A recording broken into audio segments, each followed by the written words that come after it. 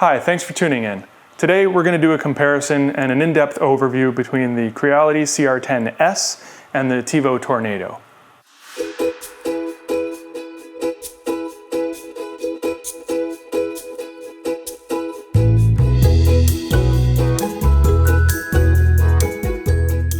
We're going to start looking at the Tevo Tornado from the front and we'll work our way to the back.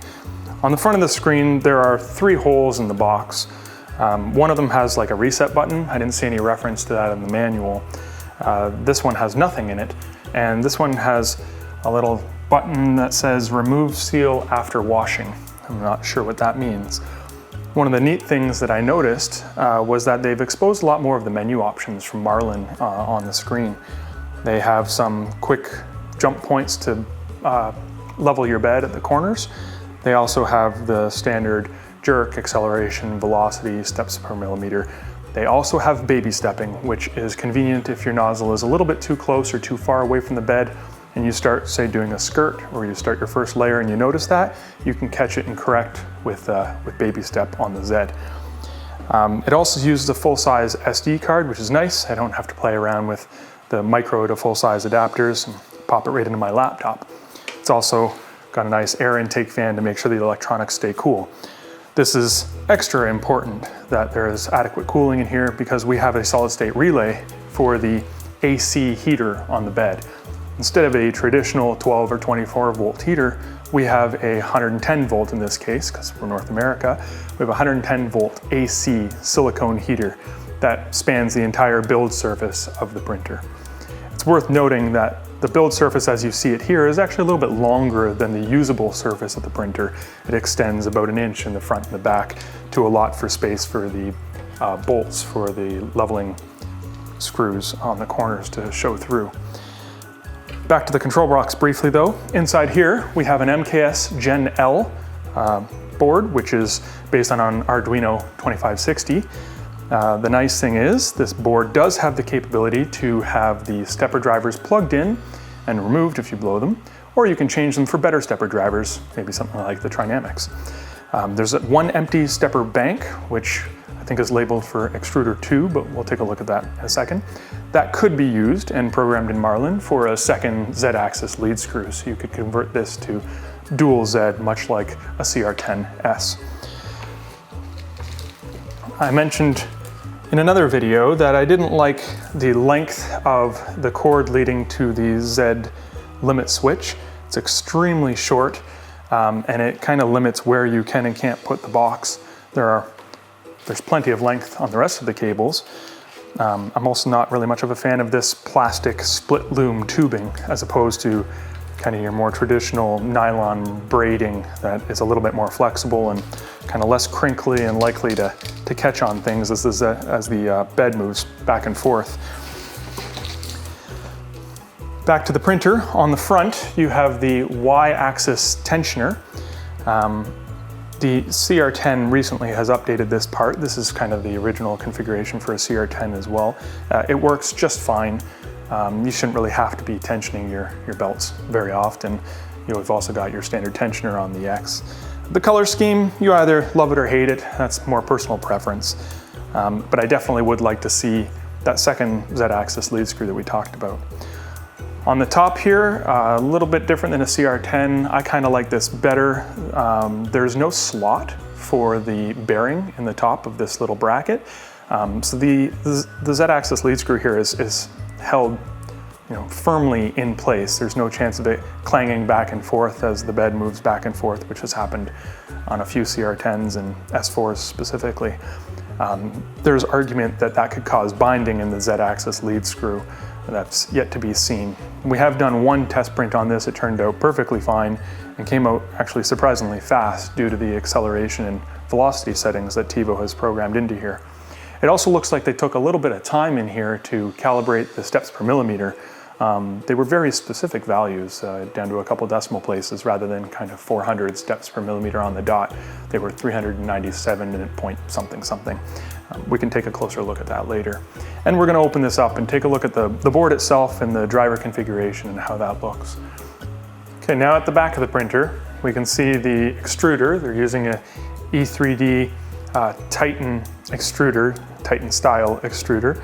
It works very well. It's got very accurate extrusion from what I've seen in our one test print. We'll see as time goes on how that performs.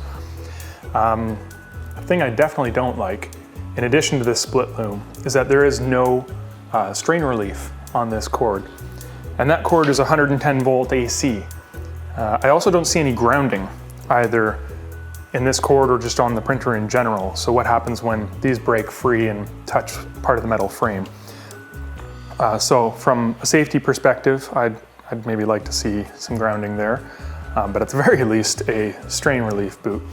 While we're on the bed, the silicone heater provides very even heat, and it heats up in a real hurry. I think this thing was about 80 degrees in under a minute or so, and it spans the entire build surface.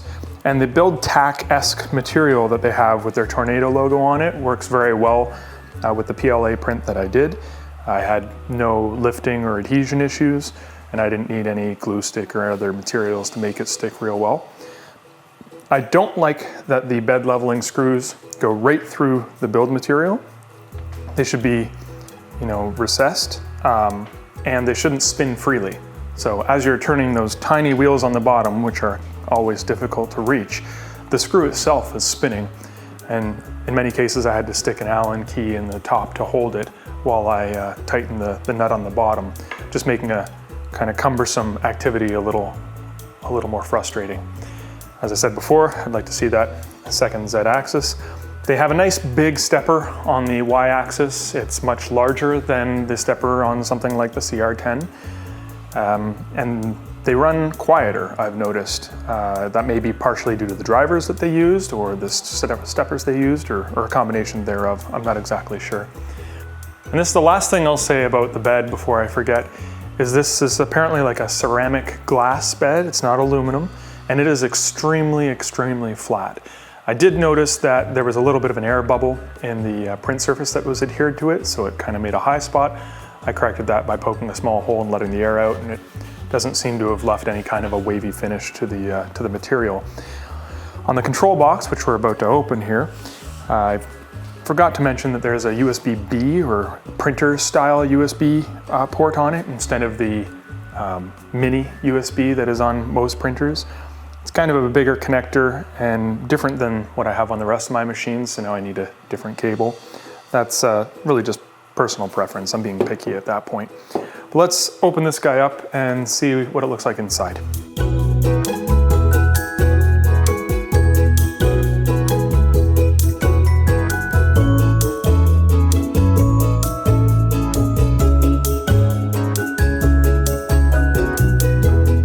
All right, I've unscrewed the 4 screws on the bottom and 2 on the back. This entire bottom plate kind of comes off and spins around. There's not a whole lot of slack on the wires. You have to be real careful when you open this up.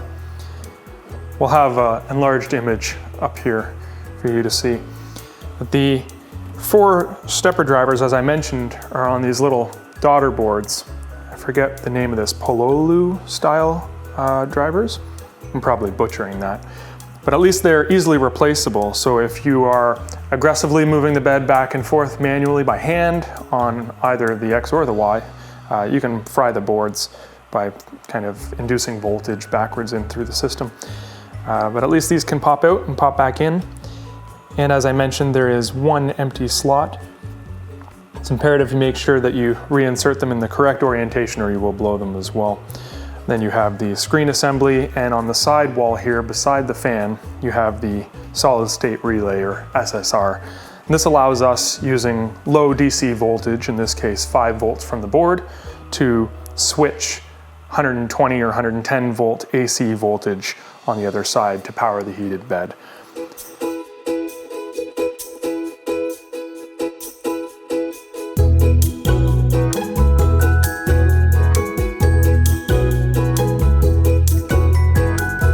So as I was screwing that in, I just saw it and it reminded me that the way that these wires are routed through this little grommet here just looks very unfinished compared to that of nylon braided tubing that kind of goes all the way in there, terminates inside. It just seems kind of strange.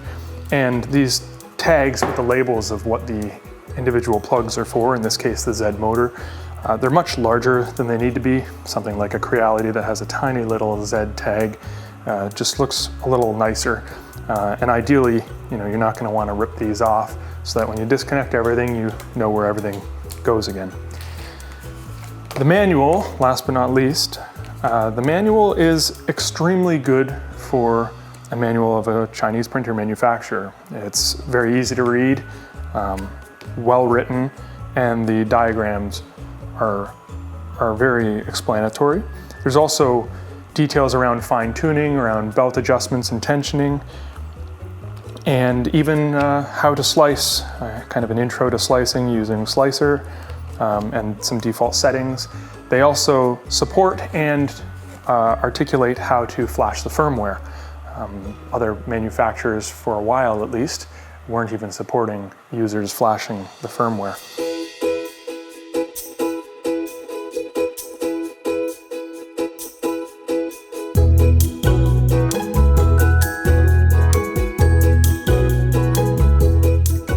So just to recap some of the things that we covered, I'm really a big fan of the AC heated bed, and I think I'm going to have to add a similar thing, maybe using a Keenovo or something similar to my CR-10s.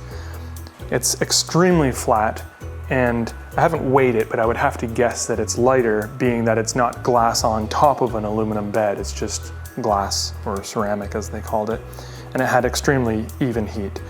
It has a Titan extruder right out of the gate, and the print surface, the BuildTak-esque print surface, was really nice. Instead of having nothing, just glass, and then needing to use something to help your prints to adhere to it, this worked great.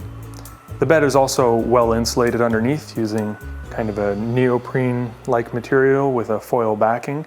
Not that it needs it, because it's extremely fast to heat up and very even, but it's nice to have, and that seems to be something that printer manufacturers are adding, Creality included. It was a little quieter than my CR-10, and I loved the options to expand the board with different drivers, maybe something a little more intelligent that would also add some extra quietness using interpolated steps.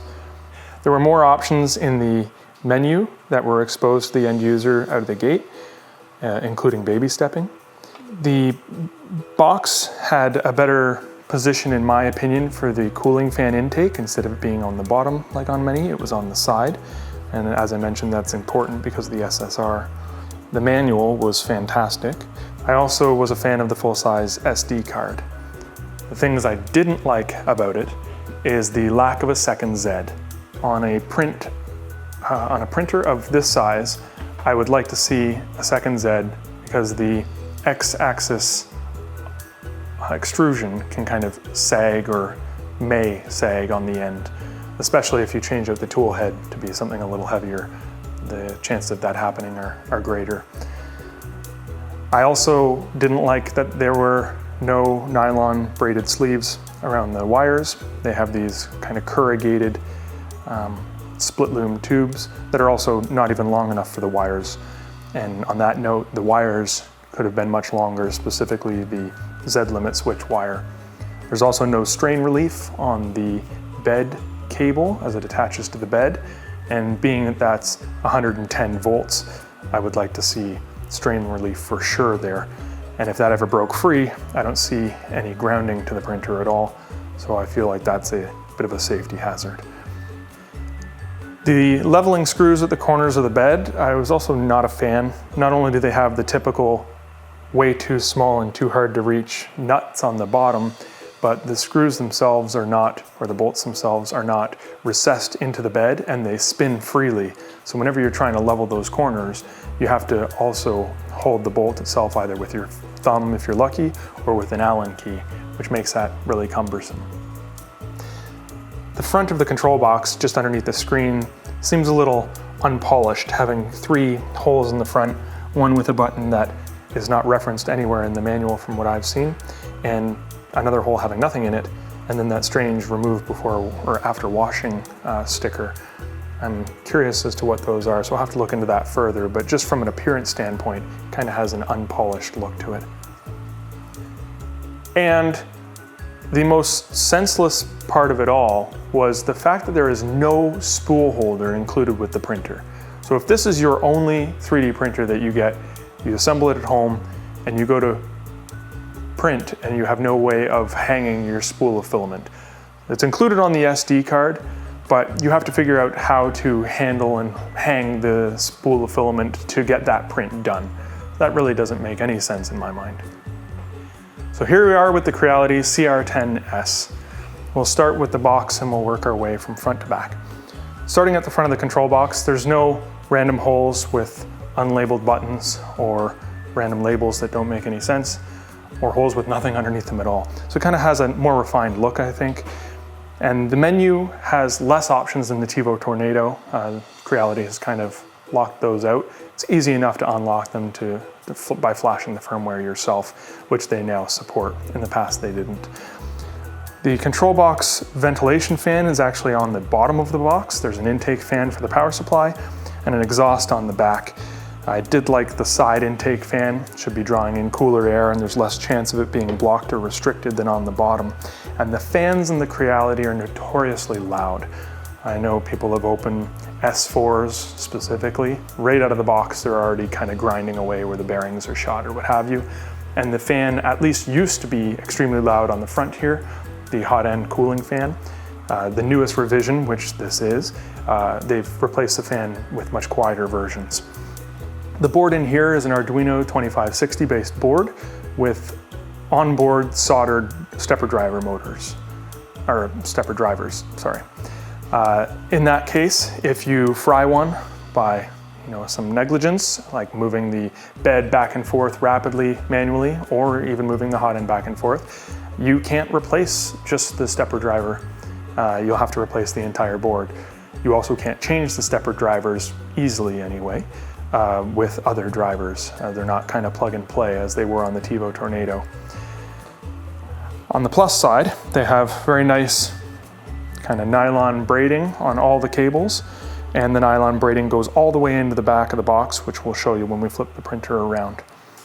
On the front of the printer, you have the Y-axis belt tensioning bracket. The newest version of the Creality has just one bolt on either side that you loosen. It used to be T-nuts and 2 bolts on either side and a little bit more cumbersome.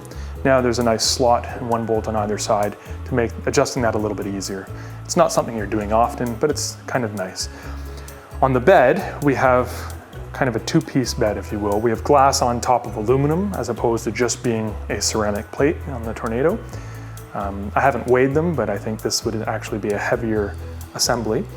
And then the corner leveling screws are much nicer on the CR-10. They don't tend to rotate as you're adjusting them. You don't have to hold the top of the screw. They're recessed into the aluminum plate. They do still have the tiny little knobs, which make it kind of cumbersome to reach around to each corner to adjust. Creality is not exactly known for flat glass. That's why I was so surprised to see how flat it was on the Tornado. In this case, we got one with good glass, but I know it's basically a toss-up in some cases. Now we'll turn the printer around and we'll take a look at the back. A couple other quick things on the control box. It's a micro SD card, so you're going to need your micro SD to full-size SD adapter if you're using SD for printing. And it's a mini USB jack as opposed to a USB-B or printer cable for your USB cable. The power supply on the CR-10s is not an auto-selecting power supply. You have to select the input voltage, so either 220 or 110, but there is a switch on the side closest to the printer itself. Make sure that's set to the appropriate voltage for your region. It would be nice to see these printers starting to use auto-switching power supplies so that they can use one power supply and you don't have to worry about selecting the voltage. As I mentioned, the nylon braided sleeving goes all the way into the back of the control box, giving it kind of a finished look. On the back of the bed, we have the strain relief that has been around for a while on the CR-10, and the nylon braided sleeving goes right into the strain relief. That's a nice secure connection, and I don't feel that there'd be any risk of it coming free, though you tend to end up with a bit of a strain point here if you're not careful. The Y-axis stepper motor is a little bit smaller and a little bit noisier. Again, that can be as a result of the drivers that are chosen inside the box. The extruder is kind of your typical CR-10 Ender 3 style extruder. It's not a geared extruder, it's not a Titan. It does the job quite well, actually. I'd like to see a second Z-axis on the Tornado. This has both the Z-axis lead screws, dual Z-axis, and the labels on the cable are nice little orange tags instead of pieces of plastic label tape. I know as far as Z-axis lead screws are concerned, both the Wanhao D9-300 and the Tevo Tornado have no give in the top of the brackets here. The bearing is secure and fastened rather than being in a slot, so there's much less of a risk of, as the printer moves back and forth on the Y, to hear this clicking noise. Some argue that that's needed and that they'll bind, but if other printer manufacturers are doing it without issue, perhaps their tolerances are a little bit better, and this is just a bandaged solution to that. I'm not exactly sure, but I know that the noise can be annoying. And speaking of noise, I mentioned the stepper driver noise. You can quiet that down with stepper dampeners, but that wouldn't really be needed on something like the Tornado. There's also the filament runout sensor, which attaches kind of loosely here to the CR-10. I'd like to see this be a properly secured bracket. I know you can print them, but I think that something like that shouldn't be so easy to fall off the printer, and it makes feeding the filament through a lot more cumbersome than it needs to be. So there's room for improvement there as well. So looking at the manual and comparing it to the Tornado, I find the Tornado's manual is far superior. Creality has improved the contents of their manual since the early release that I have, but they do completely ignore some key bits of information, like when you're loading the filament, it's meant to be loaded through the filament runout sensor. That seems like something very obvious to maybe some of us, but if this is someone's first printer, they're learning how all the parts work and kind of setting them up for failure by not showing them how to properly load the material in. At least Creality had the forethought to include a spool holder, so you don't have to print it or MacGyver something up. So we're going to take this off, we're going to flip the control box over, and we're going to take a look at what's inside.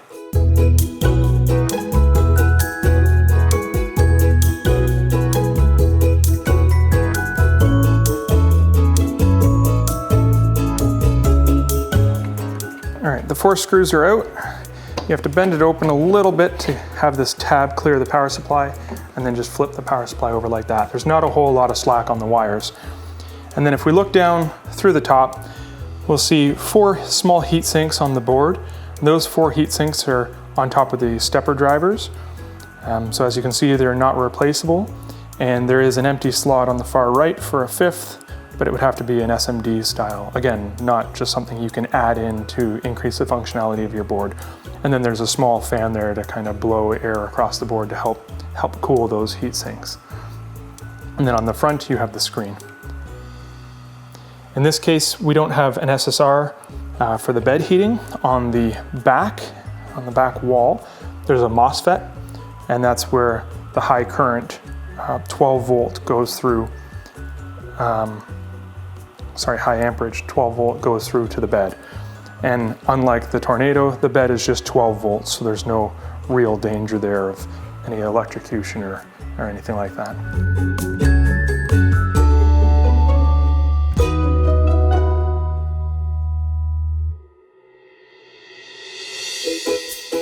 So to recap some of the pros and cons as I see them on the CR-10s. On the printer at the front, the Y-axis tensioner on the CR-10s, they've recently improved it, and it's got a slot, making adjusting that easier. The bed leveling screws at the corners are easier to use than the Tornado. The bolts don't spin as you spin the small nuts on the bottom. I would like to see larger nuts, much like Creality has placed on the Ender 3, though you can easily print those yourself. It just makes that process a lot better. The CR-10s does have the dual Z-axis lead screws, which is nice. The CR-10 did come with a strain relief on the bed for the Y-axis, so there's less of a chance of those breaking free from their solder points on the heater. Since it is a CR-10s, it also has a filament runout sensor, which will protect you from losing prints due to running out of filament.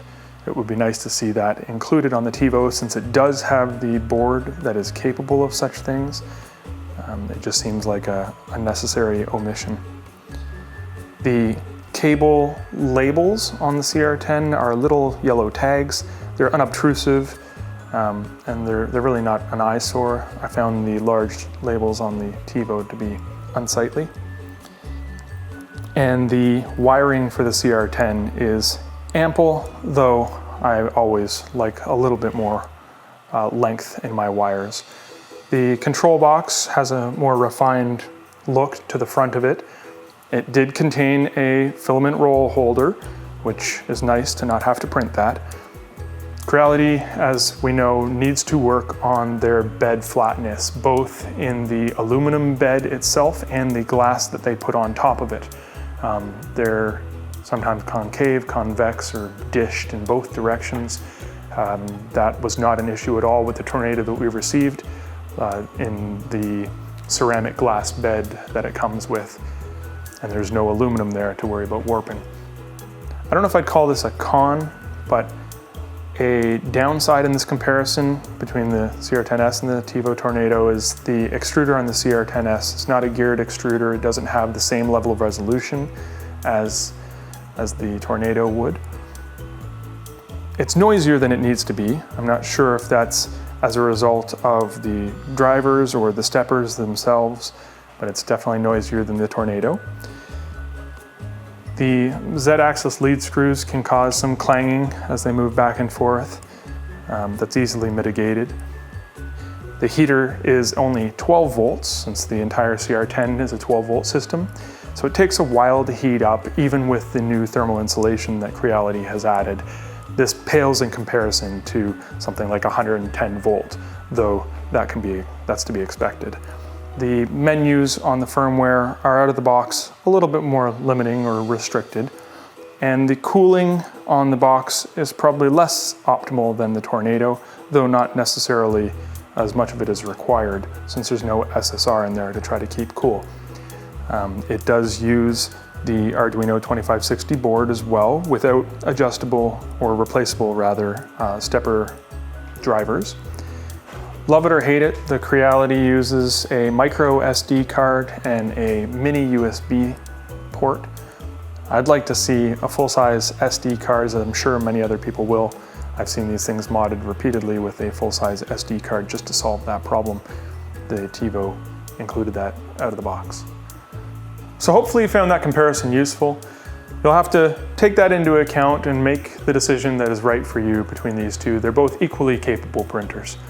Remember, like, subscribe, and ring the bell, and let us know what else you'd like to see in the future. Thanks for watching.